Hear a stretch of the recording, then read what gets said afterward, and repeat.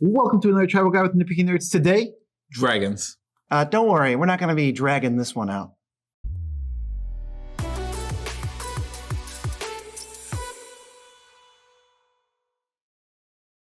I'm your host, Joe Cherries. I'm your host, Beezy, and that makes us the Nitpicking Nerds. We're doing tribe after tribe after tribe after tribe. And you know what rhymes with tribe? Subscribe, which is what we want you to do. Yeah, and besides, you want to be subscribed to this channel because our subscribers are 10% more likely to become a dragon. Disclaimer guy here. The Nitpicking Nerds have never seen anyone turn into a dragon. We don't think subscribing to this channel will make you the first.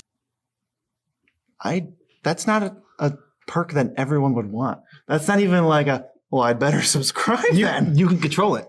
You can become it's just it's upside. Okay. You can just become a dragon when you want. We don't really use the word upside on this channel, though. It's gravy on your life. Now that we've wasted enough time before the video, what does a tribal guide actually mean? What are we going to talk about? We're going to talk about the commanders you can play. We're going to talk about the colors you're in. We're going to talk about the awesome dragons that you might see in other decks that aren't just dragons. We're going to talk about the dragons you're going to see that help pay off having dragons. And we're going to talk about cards you would want in your dragon deck that don't necessarily pay off dragons, but dragons love them. All right. Well, let's start with the tribal goal. What does more or less every dragon's deck look to do? Well, fly overhead. And we're going to play a couple key dragons. We don't want 30 dragons. That's not the goal. The goal is to have 4 or 5 dragons out, and they're just going to destroy everybody because dragons have a really high power level. They're not like goblins or elves where you need a critical mass. You just need like 4, and you're probably going to win. If I wanted to say that more succinctly, I would say fly overhead with a few beefy boys. Yes, a few beefy boys. Yes. It's less memey what I said, but what you said is more. Yeah, we're looking to go overhead with some big old dragons. All right, the next question I have in my mind then is, what colors can I play if I want to play Dragon Tribal? Well, the easy answer is not mono red. Red is the main color. Mono red is one of your choices for it, but you need to have red. If you don't have red, you start dropping off power level severely. Right, but you still could. We're not going to really talk about that because I think more or less every Dragon Tribal, aside from the ones that are intentionally trying to be spicy or, change things up, just wants to play red in some form. Yeah, in one form or another, you want red somewhere in your deck. So, but we'll start with mono red. There's really only one option. Weirdly, because I would have thought that there's more. There's 2, but there's only one mono red commander that is a dragon. Yeah, so it's Laughless Dragon Queen. She says whenever a dragon enters, you get another 5/5 dragon. So you're making lots of dragons. This actually is the best way to go wide for dragons. Well, I used to have Laughless deck. It was so much fun. I never went wide. I just went Laughless, 1-drop dragon, 2-drop dragon, and I'm already wide enough to where they need to answer it, and I didn't really do anything. Yeah, you need to wipe the board very quickly against a Laughless deck. Problem with the Laughless deck, I'll tell you from watching it play, is Laughless dies once or twice, you fall into a hole. The problem is mono red.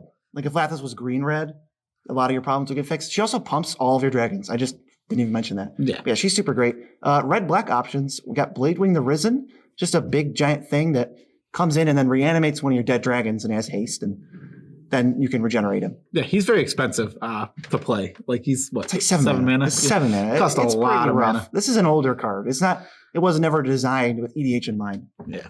Or Kolaghan, the Storm's Fury, which was designed when EDH was a format. Yes, it was. Whenever a dragon attacks, everything gets pumped by +0/+1. And Kolaghan's got dash. So basically Kolaghan is immune to sorcery speed board wipes. I would dash this every time. Maybe, but that's a lot of mana. That's expensive. Well, it is, but you dash it, hit them for like 15. Because it's like if you have a 5/5 and a 5/5 in this, that's 9 extra damage from Kolaghan, 13, 23, and then Kolaghan goes back to your hand. Oh, do you want a board wipe now? Because I'll just hit you with Kolaghan next turn. Maybe you're right. I think that's how it would play. I don't know. Kolaghan's awesome. Yeah. Definitely better than Bladewing. Red-green, we have the options of Atarka, the World Render. Whenever a dragon attacks, it gets double strike. Including her. Simple. That is very simple to wrap my head around. You get 3 dragons out. That's going to kill somebody. It probably won't literally kill somebody. Atarka's 12. If they're 5/5s, that's what? It's 22. Atarka is the good old 32. Atarka is the good old 2-shot kill. The Atarka does just kill in 2 shots. So if you give it quad strike, they're dead. You can't give it quad strike, but if you get an extra combat, they're dead. That's more realistic. That is a slightly more realistic. Jund is another very popular one, but there's only one Dragons Matters commander in Jund, and it's Karthus, Tyrant of Jund. It's a big old 7/7. Comes down, you gain control of all dragons. Maybe that's relevant. Maybe you change them forcibly into dragons, but you gain control of them all, and then you untap them all, and then all your dragons have haste. I mean, this guy is really cool. It's really weird that he gains control of all of the dragons, but maybe you get some residual value off of that. Well, this deck also just plays ways. There's what is it? Eaten by Dragons that gives everyone but a target player a 5/5 flyer dragon. Oh, so you just pick everyone but yourself so that you can get 3 of them. Why would you pick everyone but yourself? Because it's way flashier. Oh, okay. I was like, well, The what's theater in that is great. And Descent of Dragons is another good one. That is that in this video? I don't even know. I don't know. If it's not in that, then we'll talk about it now. It's destroy any number of target creatures and then make a 4/4 for each one, but it goes under the person's control. Okay. So you're just like, I'll blow up everything and then I'll take it. So next we have Wooburg. We got 2 options here. We have the Ur Dragon, who he's at Eminence. He makes your dragons cost less. He's a big beefy boy, and he is pretty silly when he's on the field too. Why? Because when you attack, you draw a card equal to each dragon attacking, and put a permanent in play. Yeah, so if you attack with 6 dragons, you get to draw 6 cards and put 1 permanent into play. It's pretty silly. Yeah, the Ur Dragon is the ultimate source of all dragons, so it better be insane. And it's 10/10 that has a universal effect. This is one of the only ones that Eminence actually makes sense for. Because the Ur Dragon doesn't live on a plane. He decides where dragons are born. So it totally makes sense that as long as he exists somewhere, which he does, he's like the dragon god, then other dragons can flourish. But he doesn't even decide where they're born. He goes through the blind eternity and makes dragons by accident. He's weird. Yeah, it's something like that. But I understand Eminence on this one, and I actually like it. The other one is Scion of the Ur Dragon. He tells you when the Ur Dragon's near.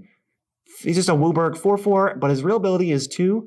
You put a dragon from your deck into the graveyard, and then Scion becomes it. So you can make weird stacks, like put it in the graveyard. Oh, Atarka, now it has double strike. That's going to stay for the turn. Turn it into something else like an Infect Dragon and kill somebody.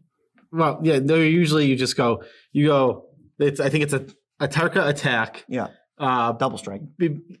Double strike. Get a fire breather once, then get Skithrix. Yeah, but there's also a million different ways to go. Oh, they're going to target it. Well, you turn it into a hexproof dragon because there's so many different ones. Oh, you need cards? Well, now it's going to be that one that when it deals combat damage, you Wheel of Fortune. Yeah, so it's super versatile. I don't want to go too far into it, but we can go to the non-dragon commanders. Dragon tribal commanders that are not dragons. Yeah, these aren't dragons, but you can play them as dragon commander, and they're pretty good. Yeah, first one is Zurlin of the Claw. He just says 3, tap. You search for a dragon, you put it into play, and now it has haste and it dies at the end step. Simple. Okay, there's a lot of good dragons. Balefire Dragon. I mean, let's not say what the good dragons are yet. Yeah, we don't need to say the Spoiler alert for the 75% of Balefire Dragon. We're gonna go over them in a minute. We also have Sylvia Bright Spear and Kolvoth Bright Flame. These 2 are the knight dragon little combination from Battlebond. I recommend getting altars so you don't have to look at the art. Yeah, the art is poopy butts. But the knight gives all your dragons first strike, and the dragon gives all your knights flying and haste. So that's simple. You can pick one tribe. You don't have to play 50% knights, 50% dragons. You can just take the Sylvia as cool white cards. Yeah, I mean, it's still completely fine to just play dragons and knights. I mean, that's still a dragon deck. Yeah, that counts to me. Yeah. There's not too many 50% tribal decks. It's probably one of them. Yeah, what about this last one? Kali of the Vast. This was one of the original Boogeyman's a commander. She's just a 4-mana 2/2 with no abilities other than when she attacks, you can put for this purpose, dragon from your hand, tapped and tapped. Yeah. Cheats a bunch of mana. But I think this card is not very good. It was so much better when it came out. She's going to, you'll see her in future videos. Don't worry, she'll be back. Yeah, I wonder which videos. So now that we know who our commanders can be and some cool commanders we can play, we're going to get into the dragon staples with no tribe synergy. So you might just see these in any good old EDH deck. First one, Beezy really likes this card, Dragonlord Jamoka. She's 4 green-white for a 4/7 flying lifelink. Your opponents can't cast spells during your turn and can't counter. Yeah, I mean, it's simple, easy. I mean, this is one of those classic, if you want to try and combo off, it's another version of that, but it's more clunky, so it feels more fair. I like it with Scion of the Ur Dragon, where you activate it, and they go, okay, let's see what he gets. It's like, Dragonlord Jamoka. Oops. It seems like we messed up. The Dragonlords, 3 of them are very good, and we're going to get into the next 2 that are very good right now. Yeah. Dragonlord Ojutai is a 5-mana 5/4 flyer with hexproof if it's untapped, and when it deals combat damage, you anticipate. Yeah, I mean, that means you look at the top 3, put 1 in your hand, the other 2 on the bottom, and write them. It's totally fine. If this is the commander, it's not a Dragon's deck, it's just a blue-white control deck. That's true, yeah, but he also just fits in the decks. If you're playing a blue-white control deck, he's totally good to have as a creature. Sure, it's fine. It's nothing special, but it's a dragon worth mentioning. Yeah, Dragonlord Solomgar is a 3... 6-mana. 5, right? Mhm. 3/5 for 6 mana, which I totally knew off the top of my head, and BC didn't tell me at all. He has Death Touch, and when he enters the battlefield, you gain control of target planeswalker or creature an opponent controls. And he is flying. And he has flying. He's a dragon. They all knew he had flying. Maybe there's one on this list without flying. I don't remember. I don't think there is, but it's possible. I certainly don't know. Chromie the Mutable's next. It's one of the remakes of the OG dragons. Mhm. So 7 mana, 7/7 with flash, flying. Can't be countered, and you can discard a card to turn it into a 1/1 hexproof unblockable human until end of turn. Strange. That one's always, that's really weird to me. I don't know why it becomes a human. This is a Voltron commander or a bad card in the 99, I think. It's like, you can't play the 99. That might be fine in the Esper control deck as like, It just seems not that fine, though. As a- You kind of want a board wipe. This is like, if this is your commander, you can just put Time Walks in and just totally take people out of the game. yeah, that's fair. Okay, so next we have Arcades, the Strategist, also someone I could probably only play in the command zone. Commander or bust. One in the band for a 3/5, flying vigilance, and all of your guys with defender can attack as if they didn't have defender, and they deal damage based on butt, and whenever a defender enters the battlefield, you draw a card. I don't know why they trampled on my buddy Doran's grave so hard with this card, but if you're playing an all butts deck, this is the guy for you. The next up, Skitherix the Blight Dragon. It's a 5 mana 4/4 with flying and infect, and you can give it haste and you can regenerate it. This is an infect dirty card. You're trying to pump it up. It's dirty with some of the other cards we mentioned. I don't want to go too far into it. I mean, We got to fly through these anyway. He's There's kinda- so many. he's kind of lame. I mean, if you want to play infect with a dragon, there you go. If you don't, he's lame. If you don't, leave it alone. Next is Drakuseth, Maw of Flame. I love this card. 4 red, red, red for a flying dragon. And when it attacks, you deal 4 damage to a target. You do 3 damage to another target and 3 damage to yet another target. They can't be the same targets. Yes. I said another. Yeah, and it's a 7/7. Yes. It's a 7/7. He's huge. He does so much damage. This could be a good reanimator target if you're trying to give it haste. Sort of a sneak attack creature is a good sneak attack creature. It'll get you the 1-for-1 back. Just so you'll see it. There's ways to give dragons haste. We'll see some of that later. Plenty. Kakusho, the Evening Star. This is easy. 6 mana 5/5 flyer. When it dies, you drain each opponent for 5, and then you gain 15. Yeah. Oh, so good. Just so good. It's going to be in Aristocrats decks. It's going to be in Mono Black, Life Gain, all that stuff. We know Kakusho. He also scales up the game. Don't forget that, because if you have 5 it scales with the number of opponents. yeah, if you have 5 opponents, you gain 25 life. If you have 5 opponents, you're just cheating. Get out of that 6-player game. Well, I'm not suggesting play 6 player. Well, the best way to get out is to just spam Kakusho because you'll win.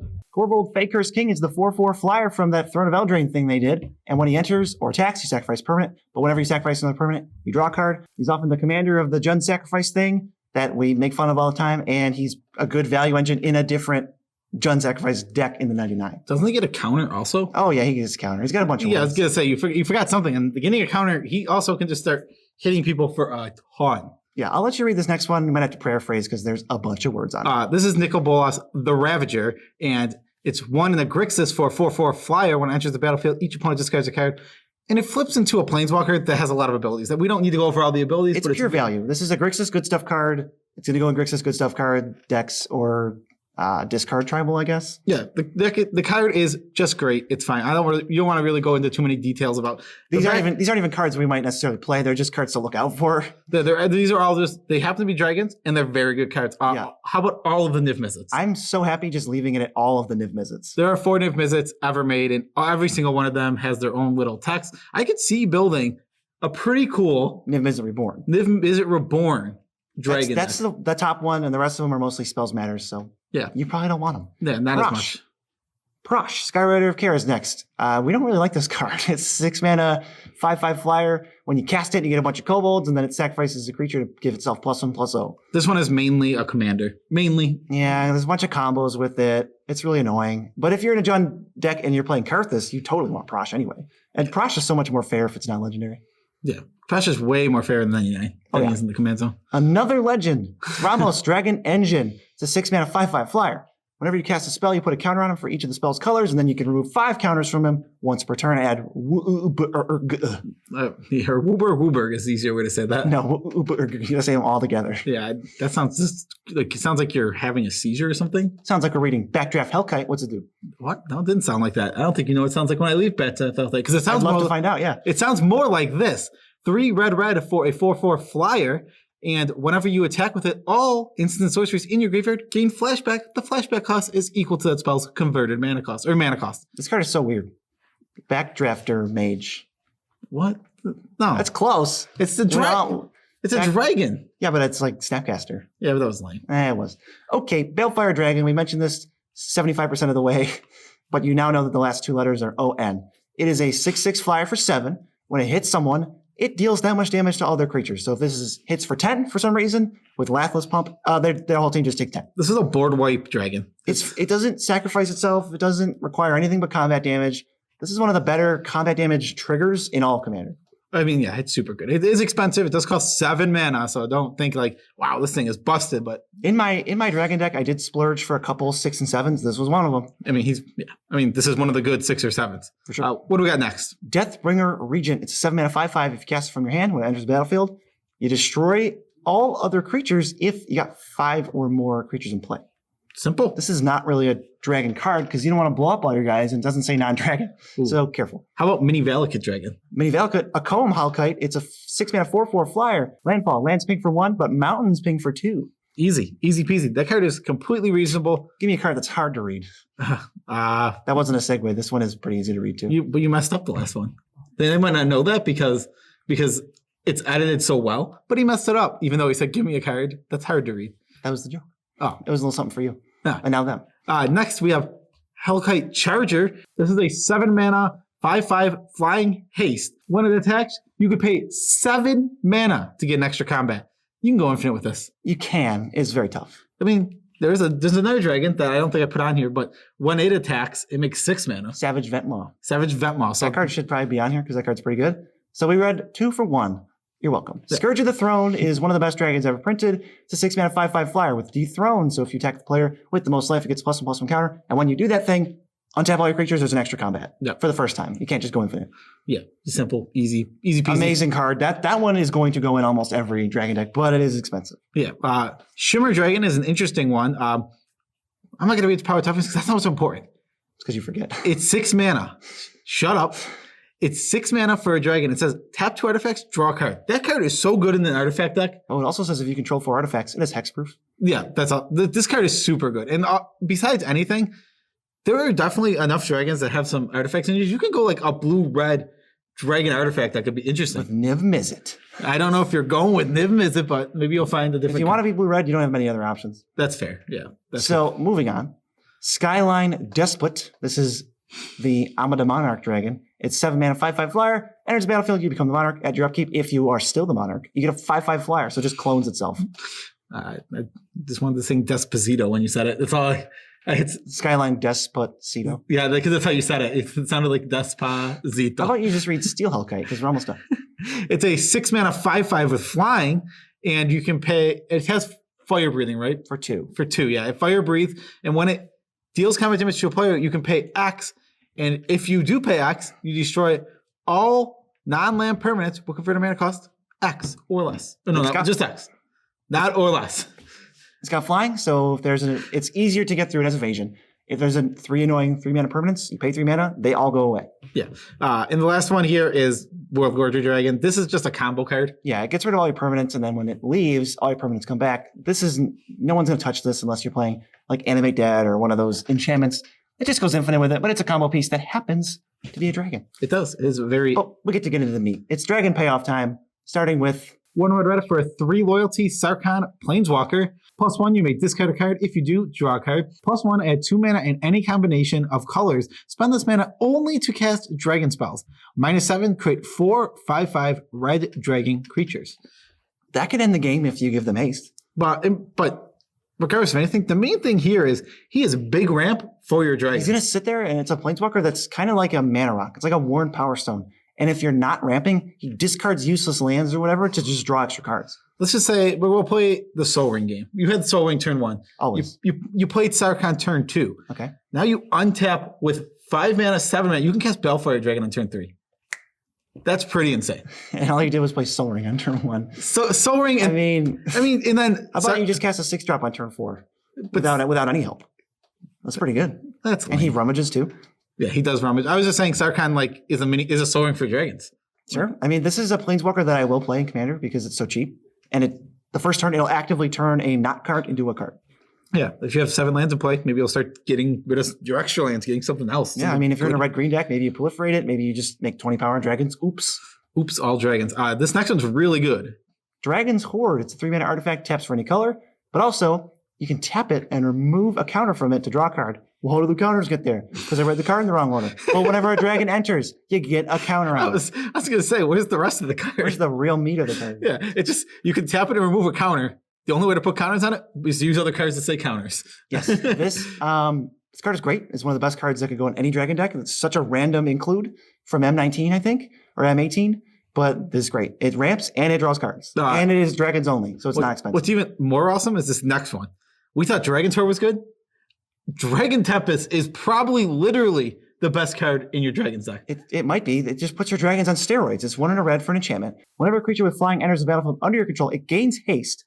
And whenever a dragon enters the battlefield under your control, it deals X damage to any target where X is the number of dragons you control. This is the best when you make multiple dragons at the same time. Like with Lathless, when you play a creature, you stack the triggers so the enters the battlefield, makes a 5/5. Now you have 2 triggers of probably 3 and 3, because Lathless, the one you played, and the token you made. So that's like 6 damage for free. They all have haste, attack for like 15. Yeah, I mean, a Balefire Dragon coming down and having haste is so much more powerful than one that has to wait a turn to untap. Yeah, I think this effect comes up on 1 more card, and they're the strongest cards you can be doing. If you Dragon Storm or if you Mass Reanimate, they get all the triggers go on, and it's just like Craterhoof Behemoth, where if you make a bunch of Craterhoofs, they all say, hey, let's get the biggest number possible. Well, let's talk about the dragon version of that card, of Dragon Tempest. What is it? The dragon version of Dragon Tempest? Yeah, the dragon, like it's a dragon. Scourge of Valkus. It's Yes. a 5-mana 4/4. Whenever a dragon enters, including itself, you do the Dragon Tempest thing. You hit something for X, where X is the number of dragons, and it has fire breathing for almost no reason. That part doesn't matter. It's just another version of Dragon Tempest minus the haste. This might be the best dragon in your deck, because now your dragons are also removal. Oh, a pesky 4/4 that you have to deal with? No, you just play more dragons. Yeah. The best defense is now offense. The best defense is a good offense. It is now. That's the saying. With Scourge and Tempest in play, it is. Yeah. What's Dragon Broodmother do? Well, she's 6 mana for a 4/4 flyer, and every upkeep, you make a 1/1 flyer with Devour 2, which means whenever it enters, you can sacrifice any number of anything else, and it gets 2 counters for each thing, including the other little babies you make. Yeah. If you want to, dragons that eat dragons. She's just making babies. Yeah. Next is Boneyard Scourge. This is 2 black for a 4/3 flyer. And whenever a dragon you control dies while this is in your graveyard, you can pay 1 of the black to return this from your graveyard to the battlefield. You can maybe do some sacrificey things if you get some tokens out, but this is dragons, so dragons are hard to spam and flip around like that. This is just a solid value. It is cheap enough to trigger all your dragon things. Like you can trigger your Tempest and your Horde without tapping out your whole turn, so you can do other things like advance your board. And then when it's in the graveyard or you mill it, it just comes back all the time. Yeah, he's awesome against board wipes because you get a board wipe, at least you have a 4/3 left after that. I think of things like Nether Trader and Bloodghast, how they're so cheap, but they're just dumb spirits and vampires. But dragons, you got to go up to 4 mana, 4/3 flyer before you get your Bloodghast. Because dragons all cost 10,432 mana. They have to. Recently, there's a couple cheap ones, but mostly they're 4,353 mana. I mean, even when they're cheap, they're still like 4 mana. Well, I'm talking about there's Dragon Whelp. I don't know. There's a tiny 0/1 flyer for 2, and I think the Changeling, the 1/1 for 1, is good in Lathless because that's a 1 mana 1/1 and a 5/5 flyer. I mean, that's fair, but that doesn't count as a dragon. Changelings, No, I know. Changelings we don't mention for these tribal things. Just keep in mind the cheap Changelings are probably better in these decks than the rest of them. Yeah. What's the next one? You played this one too. I know most of these. Nesting Dragon is definitely one of your best dragons also. It's a 5 mana 5/4 flyer, and it has landfall. You make a 0/2 dragon egg that hatches into a 2/2 flyer when it dies, and the 2/2 has fire breathing. Yeah. It is actual dragon egg the card. Yeah, it makes the card Dragon Egg, and what you do is you let them sit there so that when you get board wiped, you get a bunch of 2/2s. Not only a bunch of 2/2s, but if you play fetches and things in your deck that can put multiple lands out in a turn, holy crap, this is insane when you say, hey, whenever a dragon enters, do this. Put a counter on my Horde. It's got like 12 counters on it. Put deal damage to you. Deals like 1,000 damage to you. Yeah, the card is very good. I mean, If you have a sack outlet, this can just go totally ham. oh, it's fair. I don't. It's such a good card. It's really good. It's so good in dragons for triggering other dragon stuff. Playing a land gets you a dragon, and then No sacrificing that dragon gets you a dragon. Gets you a dragon. It's board wipe proof. Go wide awesomeness. It's super good. What does Crux of Fate do? Crux of Fate has 2 modes for 5 mana, 3 black. It's a sorcery. And the 2 modes are destroy all dragons, which we're not going to choose because we're in dragons, or destroy all non-dragons. That's everything we don't control. I'm at a Plague Wind. That is a reason to move into black. That is this card is the best reason to be in black for dragons, I would say. I don't know what would be better. I can't say for sure, but it's probably the top 3. I can't think of anything. Without thinking about it. Well, if we're talking about 4 dragon tribal, this has to be the best reason. It's probably one of them. It's tough to even think of anything even close. It is, so we just won't. That's not a healthy exercise. 5 mana Plague One is insane. Yeah. Next up, Dragon Speaker Shaman is 3 mana for a 2/2. Dragons you play cost 2 less to play. I want to make a distinction because there are a couple cards that say dragons you cast cost 1 less. I think those cards are bad. I think that it goes from when they cost 1 less, it's not good unless you're getting something else like with Herald's Banner or Herald's Horn. But when they cost 2 less, it's huge. To me, the difference is insane. Yeah, and on top of that, the only one that gives you 1 that is also very good is how about the Ur Dragon? Yeah, the Ur Dragon, that is a 0 card, 0 mana investment that can never be removed. So that one is pretty good, but the 1/3 for 2, I think that card is awful. Yeah. It doesn't help you at all. I agree. Next, Thunderbreak Regent. He is a flying 4/4 for 2 red. Whenever your dragon you control becomes the target of a spell, then the player that did that, they take 3. As long as they're not you. I think you could still do it. Yeah, well, the player that did that, that's your opponent, and hopefully not you, takes 3, and that's how they worded that. I don't know why. This is one of the worst like dragon payoffs because there's not that much targeted removal, and you're going to be the guy who gets board wiped because you have, even if you just have 3, pick any 3 dragons in your deck at random, you're probably going to, people will be like, I don't know, we should probably get rid of that stuff. It's happened to me a million times. Like, I just have derpy things that already entered the battlefield, but it's like, no. Got board wipe. So this doesn't really do anything for you. It doesn't provide advantage if it just dies or when it enters. But it is a cheap dragon, so we thought it was worth mentioning. It's a cheap dragon, and its effect is reasonably fine. Yeah, and with Dragon Speaker Shaman, it costs red, and I'll totally pay red for a 4/4. Now this next card is something other tribes that will go more wide would kill for. Yeah, they don't get it because they're not dragons. Yeah, this is probably one of the reasons dragons can never cost like 1 mana. I don't think it would even matter much. What format is that impacting? What format? Yeah, this one. I guess. Yeah. I mean, if you follow, they don't give a flying hoot about commander balance. Yeah. But let's just read Crucible of Fire. Crucible of Fire is 3 and a red for an enchantment, and all your dragons get +3/+3. Now imagine if goblins had this card. That effect is comparable to an enchantment that's green and white. It's like green, white, and 3, and it has that text. But this is just 4 mana, 1 red, easy to cast, comes down early, deals 1 million damage over the course of the game. I didn't even play this in my Dragons deck. I think it's almost looks like overkill, and maybe it would just try to play a dragon. But I'm sure if you're playing the tiny ones, or you have haste, this is probably good. This just depends on the version of your deck that you're playing. It's like definitely consider it. Don't count it out just because I said it was not that great. It's also very like I said, other tribes would kill for this card. If there was a goblin version of this, goblins would be like, "Oh my god, that's insane!" Give it to me. And I love that I think these cards are the meat of it, and they're the best because none of these cards are that expensive. There's a couple outliers, but typically when we're talking about blank payoffs, unless it's totally ridiculous, I was just the tribal payoffs probably are not that expensive.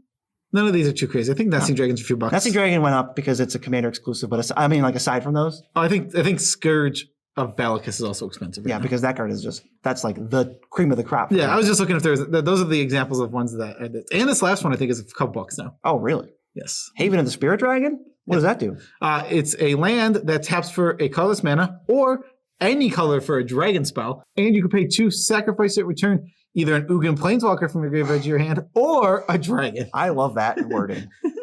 Let me check for Ugin Planeswalkers real quick. Nope. All right, dragon it is. Ugin's pretty sweet though.